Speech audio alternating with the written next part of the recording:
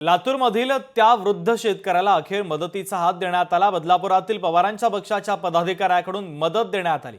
पदाधिकाऱ्याकडून 40,000 रुपयांची मदत देण्यात आली, तर बैल नसल्याने शेतकऱ्याने स्वतःला अवताला झुंपलेलं होतं आणि या संदर्भातला व्हिडिओ देखील सोशल मीडियावर व्हायरल झालेला होता। अखेर या वृद्ध शेतकऱ्याला मदतीचा हात देण्यात आलेला आहे।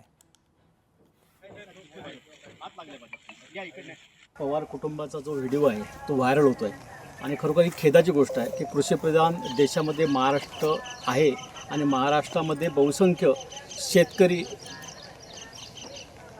आपलं योगदान या देशाच्या प्रगतीमध्ये देत असताना अशा प्रकारचा व्हिडिओ व्हायरल होऊन तो शर्मनाक गोष्ट आहे। राष्ट्रवादी काँग्रेस पक्ष हा खऱ्या अर्थानं शेतकऱ्याचे प्रश्न जाण असलेला पक्ष आहे आणि आदरणीय शरदचंद्रजी पवार, सुप्रियाताई, जयंत पाटील साहेब, जितेंद्र आव्हाड साहेब यांच्या माध्यमातून पवार कुटुंबाला शेताच्या बांधावरती जाऊन कशा प्रकारे मदत करता येईल तो आम्ही फुलनी फुलाची पाकळी म्हणायचा अर्थ की आमच्या कानावरती आलेला की त्यांच्याकडे जवळपास 40,000 रुपयेचं जिल्हा बँकेचं कर्ज आहे आणि त्या गोष्टीवर कानावरती आल्यानंतर प्रदेशचं आम्हाला काही सूचना आल्यानंतर आम्ही त्या सूचनेचं पालन इथं बांधावर येऊन केलेलं आहे। लोकशाही मराठी ऐका, पहा, जागरूक रहा।